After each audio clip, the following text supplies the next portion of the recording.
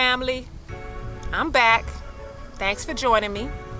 And today I want to talk about marijuana and mushrooms. I want to share my experience with these, but before I start, I want to first mention that when it comes down to marijuana, it is very much overused and abused in many ways, and that's the reason why many of us, it's hard for us to see the benefit in it.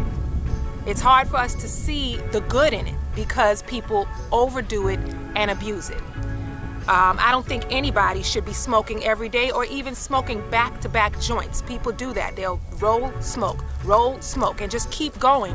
And that right there, to me, that is totally abusing the plant, and it's even burning the plant away with no intention. You don't even have an intention for why you're smoking. So when you do it like that, to me, that's abuse. I don't think anybody needs to smoke every day. Some people may smoke to help them go to sleep at night. My dad used to do that. You'll never see my dad smoke during the day or walk around high or something, but at night before he went to bed, I would smell it coming from his room. He would smoke at night to go to sleep. Even when you do that, it becomes a crutch, and we have to get our body functioning optimally in a way where we don't need it every day. We don't need it to sleep, or we don't need it to do anything. It becomes a crutch, and it also becomes addictive. A lot of people don't think that they're addicted to it, but it's definitely, you can get addicted to it if you abuse it and if you overuse it. You will have, for example, I'm not a heavy smoker, right? And I'm the type that'll take 1 or 2 puffs and I'm good. If I have a joint, it would last me days because I don't smoke heavy. But even with that, like for example, I would go, let's say I smoke for 30 days and I take a couple of puffs each day, light smoking, and I do it for 30 days. At that end of that 30 days, when I quit, I will have some type of withdrawals. Like for example, I won't be able to sleep that easily, or my appetite might be off and I might not be that hungry or lose weight or whatever. And that is because it can be addictive if you overuse it and if you abuse it. So, like I said, many people, they look down on people who smoke weed, and that's because they're smoking it too much. I don't think anybody should be smoking each day, all day long. That's just, nobody can convince me that that is the way you're supposed to use the plant. I think that it can be beneficial if you use it for a purpose. You have an intention behind it, and it's not an everyday thing. Let's say you smoke for a couple of days and it helps you spark your creativity or focus because you're in a place where you're feeling stuck. I feel like it can help you in those cases. For example, when I first started making these videos, I kind of like wasn't sure what to talk about. I was kind of nervous about what to do. I really wasn't sure how to what to talk about and what was next. I only started out sharing the symptoms that I was experiencing, and so it was like, if I'm going to make videos, I don't know what to talk about. And I hadn't smoked for probably over a year and change in the beginning when I first started making the videos. So once I did smoke, I got like a spark of creativity. I came up with the idea to make those chakra videos and stuff like that. And so I do feel it can benefit you if you use it the right way. Now, me personally, I had moved from actually smoking and burning a joint to using the pen with the THC oil in it. And that was, to me, more, it was less addictive to me. And it's still not something that I need to do every day or something I should be in the habit of doing all the time. You know, we kind of get stuck in it. We enjoy the feeling one day, and then it's like, okay, I'm going to do this every day. But we got to kind of get ourselves out of that addictive phase, because it can truly benefit us if we use it right. The first time I ever smoked, I was like 18 or 19. And like I said, over the years, it had never been something that I would do for years at a time. Like, I know people who've been smoking for years and they're just not planning on stopping. But for me, because I've always been a light smoker, I would go through periods, like let's say I smoke for a few months and then it's like, okay, you know what, I need to quit. It's time for a change. I can't do this every day. I feel like it's, taking too much of my time or too much of my energy. And it was just, like I would know that, okay, it's time to quit. So I've never been someone who smokes for years at a time. I would do it from time to time, here and there. But if I were to smoke heavy, like try to take like 5 puffs and keep smoking, I would get anxiety. I'd be sitting there looking like a zombie. I know it affects everyone differently, but for me, it's just, I have to really take my time with it. A puff or two and then just wait and see what happens, because I would be filled with anxiety if I were to just like keep smoking like that. So I'm a very light smoker anyway when I do smoke. Sometimes smoking can help you reflect on your life. It can help you with emotional healing. So that's why I think it can be beneficial.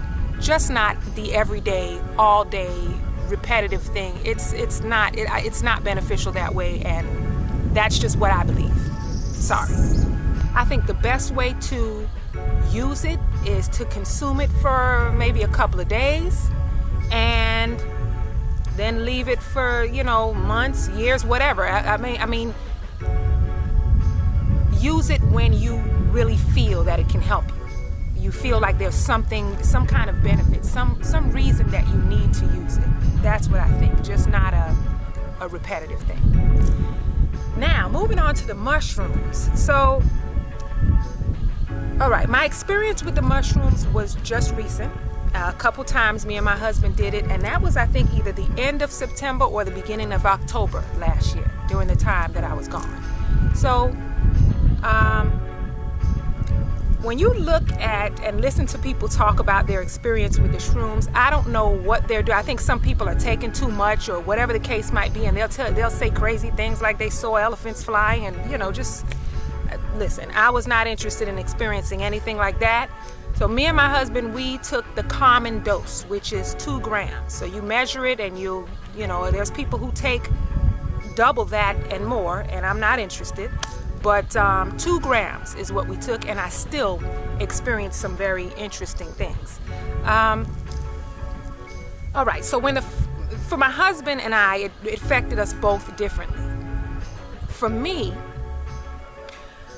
I felt anxiety when it first started to kick in. Maybe about 30, 45 minutes after eating it, it started to kick in, and I felt anxiety. I felt a little nervous, a little afraid. Like, that's how I think, like, everything that I use affects me that way. Like, I get anxiety. Maybe it's because I'm a high energy type of person. I'm really not sure exactly why, but it affects everyone in different ways.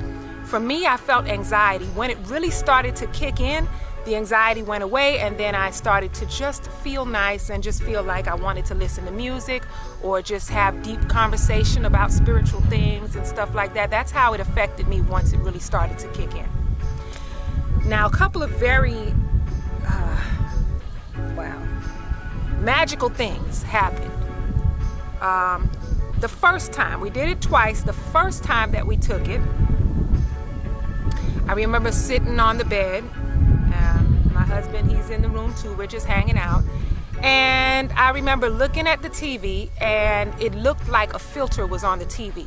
There's like if you ever see on Instagram or on your phone even, it has like a cartoon filter where it just looks like the colors. It looks cartoonish. It doesn't look, it just looks like a cartoon filter. And that's what the TV looked like for a moment. I looked at the TV, and it looked like there was a cartoon filter over the TV. Like, that's how I was seeing it. And that was really interesting for a second. I also saw some symbols on the wall in the room. I would see flashes of it. I saw something that looked like a triangle. And then I saw a couple of lines and symbols that I don't know what they were. I don't understand these symbols, but it almost looked like some kind of like something ancient, like maybe it was an ancient wall or something. That's what it looked like, symbols on the wall. Other than that, it looked like shadow was not still, like shadow was moving a little bit. Like, we sat outside on the patio in the back, and I remember looking at the wall where there's a reflection, there's a light, and there's a reflection of the tree or a reflection of just a wall. It was a wall reflection. And like of another wall that was shining on the light that was, I don't know how to explain this. Whatever shadow I saw was not still. It was like moving. Like even it was a straight line of a shadow. It was kind of like moving up and down. Like nothing was still. And then another thing that I also saw was like, it just kept feeling like I can see like a light is shining down on me like this. And I would keep looking behind me or looking above, because it just felt like if you're standing in front of a light or sitting in front of a light and you can see the reflection of the light shining at the side. So maybe I saw my own aura. I'm not really sure, but I could see, it just looked like light was behind me. And it was, I don't know, that was kind of strange. I don't really understand whether I was seeing my aura or whether it was just the effects of the mushrooms just made light shine, like everything looked lighter. It was just your perception, the way you see things changes a little bit. So those were a couple of the strange things that I saw the first time we took it. My husband, I mean, to me, it felt like I was there to protect him, like I was a healer, like I was a shaman or something, and I'm just watching over him, and I'm like making sure he's okay. And that was like something I didn't need to do, because he was just as free as a bird. He was so happy. Now, he's a veteran. He has PTSD, so maybe it affects him differently because of that.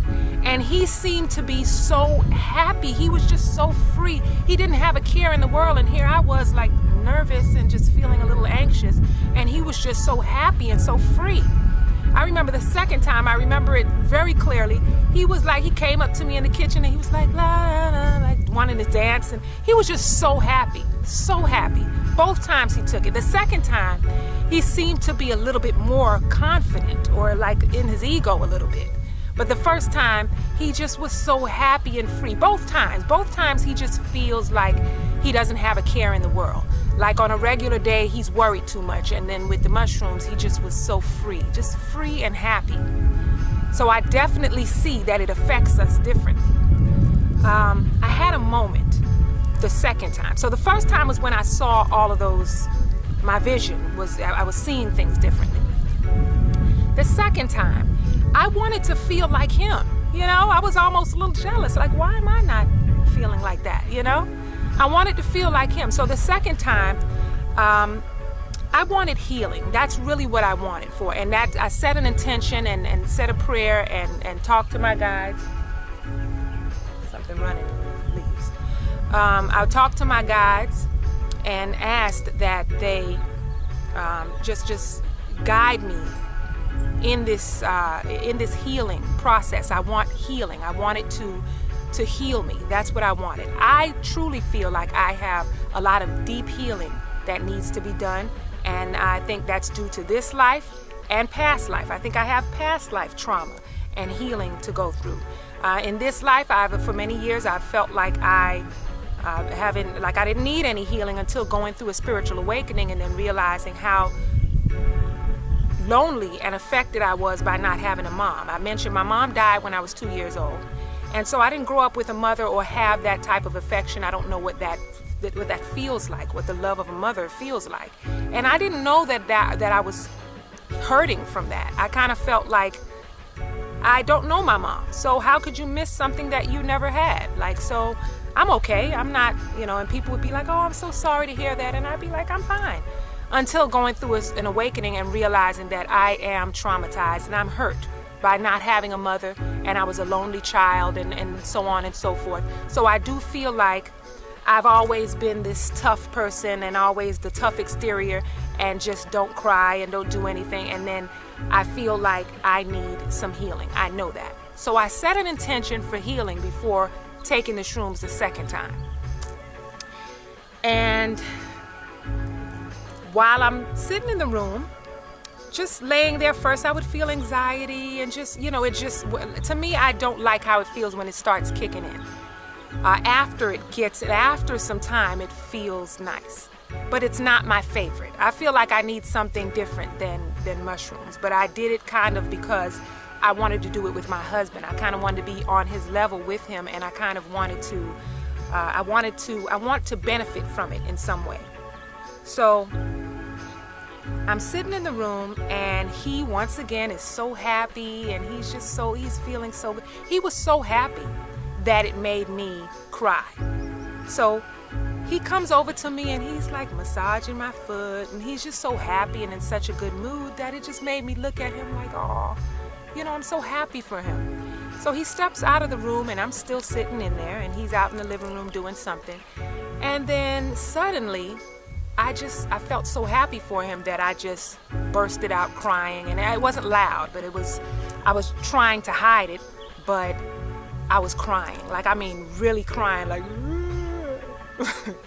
and so he's in the living room, and I'm in the room crying and trying to hide it because I don't want him to hear me crying, because he's like in such a great mood. I'm not trying to shift anything with my tears of joy, because that's really what it was. It was tears of happiness. I was just really happy. So I hear him moving out there, and I think he's getting ready to come in the room. So I want to hide it. So I grabbed my phone and picked it up in front of my face, like to try to hide my face. I didn't want him to look at my face when he came in the room.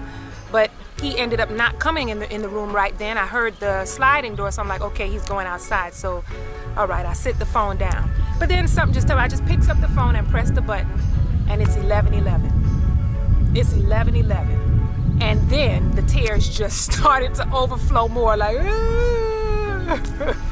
it was ridiculous. I'm just like, I can't believe I was just like pouring, like, obviously it did what I asked. I asked for healing, and that's exactly what was happening. I was like letting go. It was a release. And I'm there crying, and my face and eyes are getting kind of swollen, and then I hear him coming in. So I'm like getting up, and I'm rushing to the bathroom to try to wipe my face. I didn't want him to see me crying.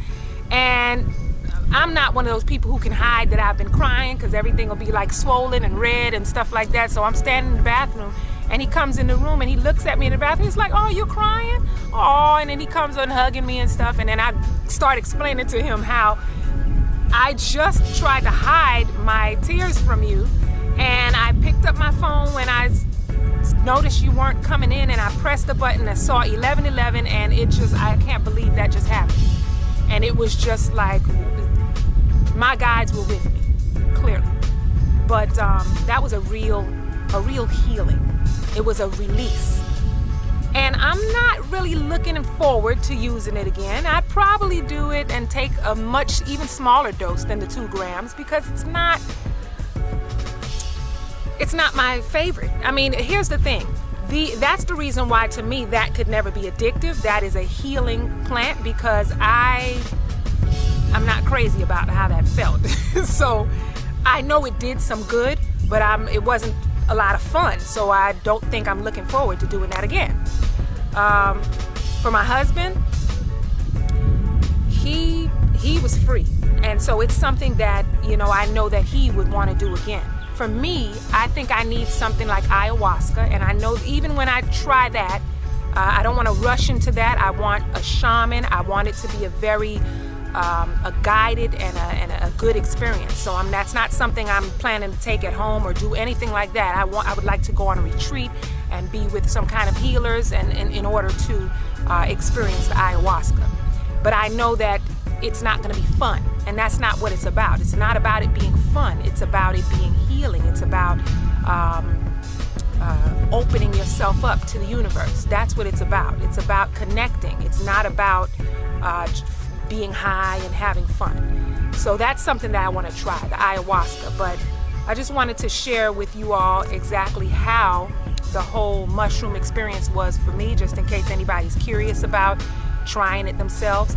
And once again, it's not going to affect everybody the same, and I don't think it's for everybody. Some of us in this world, the energies of this world is overwhelming, and we kind of try to escape through different types of plants and different types of what they call drugs. We want to escape, and that's the reason why we use these things. But it grows from the earth for a reason. And it can help some of us who need it, some of us who have trauma. So I don't look at it as a bad thing. As long as you don't abuse or overdo anything, I feel like it can be very beneficial. So that's really all I wanted to share in this video. Kind of just warming up and getting back used to this all over again. And I just want to share my experiences with you all. I hope this gave you some kind of answers, or at least to understand how it can work for you if you ever decided to try mushrooms. So that's it for this video. Thank you all for watching. Thanks for joining me once again. I'll be seeing you all very soon. Peace and blessings.